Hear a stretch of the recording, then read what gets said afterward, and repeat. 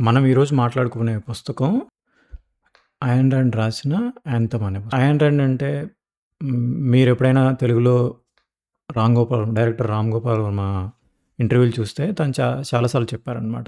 తనని చాలా ప్రభావితం చేసిన రచయితల్లో 'అయాన్ రాండ్' ఒకళ్ళు. 'అయాన్ రాండ్' చాలా పుస్తకాలు రాశారు. సో, అంటే 'ఫౌంటైన్ హెడ్', 'అట్లాస్ షరగ్డ్', 'యాంథమ్' ఇంకా కొన్ని పుస్తకాలు. 'ఫౌంటైన్ హెడ్', 'అట్లాస్ షరగ్డ్' బాగా పాపులర్ అయిన పుస్తకాలు. ఇప్పటికి చాలా ఎక్కువగా అమ్ముడుపోయే పుస్తకాల్లో అవి 2 కూడా ఉన్నాయి.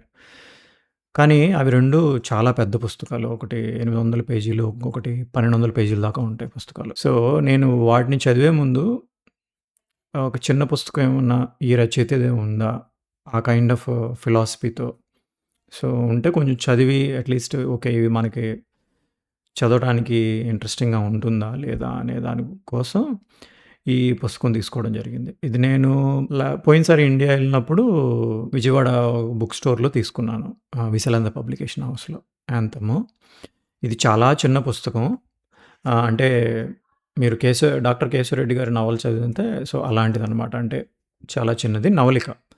గట్టిగా మొత్తం కలిపి ఒక 90 పేజీలు ఉంటుందేమో. సో, 'అయాన్ రాండ్' ఈ పుస్తకాన్ని 1938లో రాశారు ఇంగ్లీష్‌లో. సో, ఇది మనకి గోదావరి పబ్లికేషన్స్ వాళ్ళు తెలుగులో ప్రచురించారనమాట. నేను ముందు తెలుగులో చదివాను. కానీ నాకు మళ్ళీ ఇంగ్లీష్‌లో చదవాలనిపించి నేను ఇంగ్లీష్‌లో కూడా చదివాననమాట. ఇంగ్లీష్‌లో ఇంకా కాస్త బాగా అనిపించింది. మీరెవరైనా చదవాలనుకుంటుంటే మీకు ఒకవేళ ఇంగ్లీష్ వచ్చుంటే నేను ఇంగ్లీష్ వర్షనే సజెస్ట్ చేస్తాను.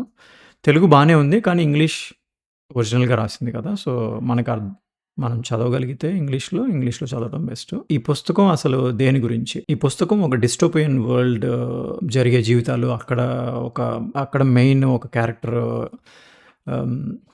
మన హీరో అనుకోండి. తను ఎదురయ్యే పరిస్థితులు, తను ఆ పరిస్థితుల నుంచి ఎలా బయటపడ్డాడు అనే సిట్యుయేషన్‌లో ఉంటది. డిస్టోపియన్ వరల్డ్ అంటే మీరు ఒకవేళ ఇంగ్లీష్ సినిమాలు చూస్తూ ఉంటే 'Divergent' series, 'Hunger Games' kind of. So, world అంతరించిపోయి ఉంటుంది ఆర్ పార్షియల్‌గా. సో, ఓన్లీ కొంతమందే జీవించుంటారు. వాళ్ళందరూ ఒక సొసైటీగా ఫార్మ్ చేసుకుంటే, సో, ఆ సొసైటీ ఎలా రన్ అవుతుంది? ఆ సొసైటీలో ఉండే రూల్స్ ఏంటి? వాటి వల్ల ప్రజలకి పడే ఇబ్బందులేంటి? సో, దాని గురించి అలా స్టోరీ నడుస్తూ ఉంటుంది. నేను స్టోరీ క్లుప్తంగా చెప్తాను. మీరెవరైనా చదవాలనుకుంటే కొన్ని స్పాయిలర్స్ ఉండొచ్చు. సో, ముందే చెప్తున్నాను. సో, స్టోరీలో ఏంటంటే మెయిన్‌గా మనకి పుట్టిన పిల్లలకి ఎవరికీ పేర్లుండవు మనుషులకి. పేర్లుంటాయి. కానీ ఆ పేర్లు ఎలా అంటే ఒక వర్డ్ తర్వాత ఒక నంబర్ ఉంటదనమాట. సో, ప్రతి వాళ్ళకి చేతి మీద బ్రేస్లెట్ మీద నంబరు, ఆ పేరు ప్రింట్ చేసి ఉంటుంది.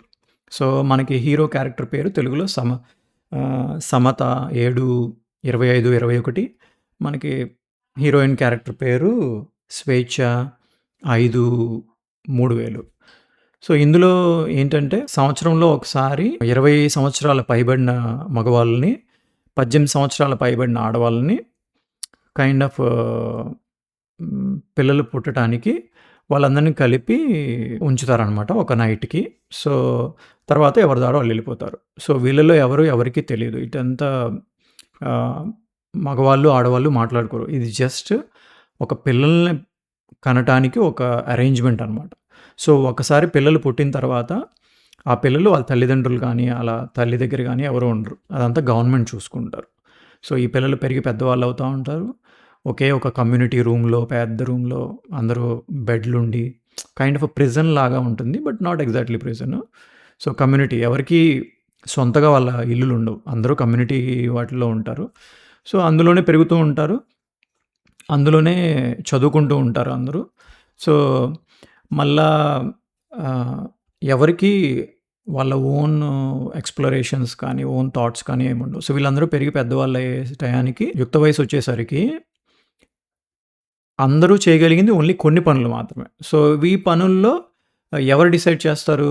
మేబీ ఆ పర్సన్‌కి ఇంట్రెస్ట్ ఉండొచ్చు. ఏది వేరే పని, ఆ పని, ఈ పని. కానీ ఈ గవర్నమెంట్ వాళ్ళు డిసైడ్ చేస్తారనమాట. సో, వీళ్ళకొక కార్యక్రమం జరిగిద్ది. అందులో మన హీరోకి నాయకత్వ లక్షణాలు ఇంకా నాయకత్వం కాదు మెయిన్ పరిశోధన అంటే ఇంట్రెస్ట్. సో, సైంటిస్ట్ అవ్వాలని, ఇంకా కొత్తవి కనుక్కోవాలని, ఇంకా కొత్తవి ఎక్స్‌ప్లోర్ చేయాలని, తనకి క్లాస్‌లో వాళ్ళు టీచ్ చేసేవి కూడా సరిపోవనమాట. ఇంకా ఎక్కువ ఎక్స్‌ప్లోర్ చేయాలని ఉంటది. కానీ అంతరించిపోయిన ప్రపంచం గురించి తెలుసుకోవటం, లేకపోతే జియోగ్రఫీ, బయాలజీ వీటి గురించి తెలుసుకోవటం నిషిద్ధం అనమాట. సో, అది మంచిది కాదు. అందుకని కానీ తిను తెలుసుకోవాలంటుంది, కానీ తెలుసుకోలేడు. సో, ఇంకొకటేంటంటే ఉన్న వాళ్ళందరిలోకి తిను బాగా దృఢంగా ఉంటాడు. 6 అడుగులు ఎత్తుంటాడనమాట. సో, వీళ్ళందరూ అందుకని ఇది కైండ్ ఆఫ్ డీమన్ అంశలాగా పుట్టాడు. మిగతా అందరూ 5 అడుగులు అలా ఉంటారనమాట. అందుకని అందరూ కొంచెం ద్వేషిస్తూ ఉంటారు ఎక్కువ. సో, అందుకని తను గిల్టీగా ఫీల్ అవుతా ఉంటాడు. సో, నేనెందుకు ఇలా పుట్టాను? నేనెందుకు అందరికన్నా కొంచెం వేరేగా ఉన్నాను అని. అన్‌ఫార్చునేట్‌లీగా తనకి వీధులు తుడిచే ప్రొఫెషన్ ఇస్తారనమాట. సో, ఆ గవర్నమెంట్ వాళ్ళు. సో, ఆ సెరమనీ జరుగుతది. అందులో తినకి నాయకత్వ అదే తినకి సైంటిస్ట్ అవ్వాలని ఉన్నా, కానీ తనకి వీధులు ఊడ్చే పని అప్పచెప్తారు. సో, తన జీవితాంతం ఇంక అదే చేస్తూ ఉండాలి. సో, అదే చేస్తూ ఉంటాడు. ఈ చేసే పనిలో తను ఒకసారి ఎక్కడో కూలిపోయిన గుహ లాంటి దాన్ని కనిపెడతాడు. సో, అందులోకెళ్ళి చూస్తే అందులో అంతరించిపోయిన ప్రపంచం గురించి చాలా విషయాలు, పరికరాలు అవన్నీ ఉంటాయి. సో, ఇది గుట్టుగా తినే వెళ్తూ ఉంటాడనమాట. సో, ఎవరికీ తెలియకుండా. అది కూడా యాక్చువల్‌గా చట్టపరంగా నేరం. నీకు ఓన్‌గా ఆలోచన చేయకూడదు. నీకు ఓన్‌గా ఏమీ చేయకూడదనమాట. కానీ తిను జ్ఞాన తృష్ణ వల్ల చేస్తూ ఉంటాడు. సో, చివరిగా వీళ్ళందరూ వాడేది కూడా కొవ్వొత్తులు. ఈ ప్రపంచంలో ఎలక్ట్రిసిటీ ఆర్ కరెంట్ అనేది లేదు. సో, అదన్నీ అంతరించిపోయినాయి. సో, ఈళ్ళందరూ కొవ్వొత్తులు వాడి కొవ్వొత్తులతోనే రాత్రిపూట వాడుతూ ఉంటారు. సో, లిమిటెడ్‌గా వాడాలి. ఓన్లీ ముఖ్యమైన పనులకే వాడాలి. ఎవరు రాసుకోకూడదు ఏమి. తినకేంటంటే డైరీ రాసుకుంటా ఉంటాడు. ప్రతిసారి మేము అని సంబోధిస్తాడు రాసేటప్పుడు. నాకది ఫస్ట్‌లో అర్థం కాలేదు. ఏంటి మేము అని అంటున్నాడు అని ప్రతిదానికి.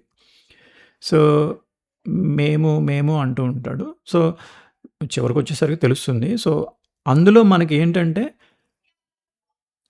అందరూ సమూహంగా ఆలోచించాలి తప్పితే వ్యక్తిగత ఆలోచన ఉండకూడదు. వ్యక్తిగతగా ఏమీ చేయకూడదనమాట. విచ్ ఈజ్ అది నేరం. కానీ తిను ఆ పరికరాలు అవన్నీ ఉపయోగించి చివరికి ఒక బల్బు కనిపెడతాడు. ఎలక్ట్రిసిటీ కనిపెడతాడు. సో, తినేమో గొప్పగా పొంగిపోతూ ఉంటాడు. నేను కనిపెట్టాను. ఇక నుంచి కొవ్వొత్తులు వాడవసరం లేదు. ఇదే వెలుగునిస్తుంది. సో, ఇది నేను వెళ్ళి పరిశోధన వాళ్ళకి చూపిస్తాను అంటే, ఈలోపు పట్టుబడతాడు. ఈ అన్నీ చేసినందుకు జైల్లో పెడతారు. అక్కడి నుంచి తప్పించుకొని చివరికి పరిశోధన వాళ్ళ దగ్గరికెళ్ళి వాళ్ళందరికీ చూపిస్తాడనమాట అదని. వాళ్ళు ఈ పరిశోధన చేసి ఎలక్ట్రిసిటీ కనిపెట్టిన దాన్ని పట్టించుకోరు గానీ, వాళ్ళందరూ "నువ్వు ఊడ్చేవాడివి. నీకింత ధైర్యం ఏంటి? నువ్వు సొంతంగా ఎందుకు ఆలోచించావు? దాన్నంతా పగలగొట్టండి. ఇదంతా చేయండి" అంటే ఇంక అక్కడి నుంచి పారిపోతాడు. పారిపోయి వీళ్ళందరూ ఒక్క దగ్గరే ఉంటారు కదా! అడవులుంటాయి చుట్టూతా. సో, అడవుల్లోకెళ్ళిపోతాడు. సో, అడవుల్లోకెళ్ళిపోతే ఎవరు వీళ్ళ వెంట పడరు. తిన వెంట పడరు. సో, ఆ తర్వాత వేరే అమ్మాయి అదొక స్టోరీ జరుగుతూ ఉంటుంది. వేరే అమ్మాయి వీళ్ళందరూ వెళ్ళటం, వెళ్ళి స్వేచ్ఛమైన జీవితం. అక్కడ వేరే శిథిలావస్థలో ఉన్న కొంచెం బానే ఉన్న ఇల్లు కనపడుతుంది. అక్కడ ఆశ్చర్యపోతారనమాట. చూసి ఫస్ట్ టైమ్. ఓహ్! ఇదేంటి ఇద్దరు ఉండటానికి ఇంత పెద్ద ఇల్లుందా? ఇన్ని పుస్తకాలున్నాయా? ఇది కిచెనా? ఇది ఇలాగా అన్నీ కొత్తగా అనుభూతి చెందుతూ ఉంటారనమాట. సో, అక్కడి నుంచి వాళ్ళు లైఫ్ ఆ అమ్మాయి అయితే స్వేచ్ఛ, సమంత ఇద్దరు కలిసి సమత, స్వేచ్ఛ ఇద్దరు కలిసి ఇక జీవనం సాగిస్తారు. అక్కడితో బుక్ అయిపోతుంది. అక్కడ కొన్ని లాస్ట్‌లో కొన్ని ఉంటాయన్నమాట. అంటే సమూహంగా ఆలోచించటం ఏంటి? ఏదైనా ఆలోచన నేనైనా చేయొచ్చు కదా! ఆ మేము అనేది ఫస్ట్ నుంచి సంబోధిస్తాడు కదా! కానీ చివరికొచ్చేసరికి అప్పుడు నేను అనేది తెలుసుకుంటాడు. లాస్ట్‌లో చివర్లో కొన్ని వాక్యాలు బావుంటాయి చెప్పే వాటిల్లో. మెయిన్ ఏమంటాడంటే నేను ఆలోచిస్తాను. నేను సాధిస్తాను. నేను విషయాల యొక్క అర్థం తెలుసుకోవడానికి ప్రయత్నించాను. నేనే అర్థం అన్న విషయం నాకు అర్థమయింది. నా ఆలోచన, నా నిర్ణయం, నా స్వేచ్ఛ ఇవే నా ఐశ్వర్యాలు. వీటిలో అన్నిటికన్నా గొప్పదైన నిధి స్వేచ్ఛ. నేను ఎవరి కోసమూ జీవించను. లేదా నా కోసం ఎవరినీ జీవించమని ప్రాధేయపడను. నేను ఎవరి ఆత్మ మీద ఆశ పెంచుకోను. నా ఆత్మ మీద ఎవరు ఆశ పెంచుకునే అవకాశం లేదు, ఇవ్వను. నేను మనుషులలో స్నేహితులను ఎంచుకుంటాను, కానీ యజమానులను, సేవకులను కాదు. ఎవరైతే నా మనసుకు నచ్చుతారో నేను వారిని మాత్రమే ఎంచుకుంటాను. వారిని నేను ప్రేమిస్తాను, గౌరవిస్తాను.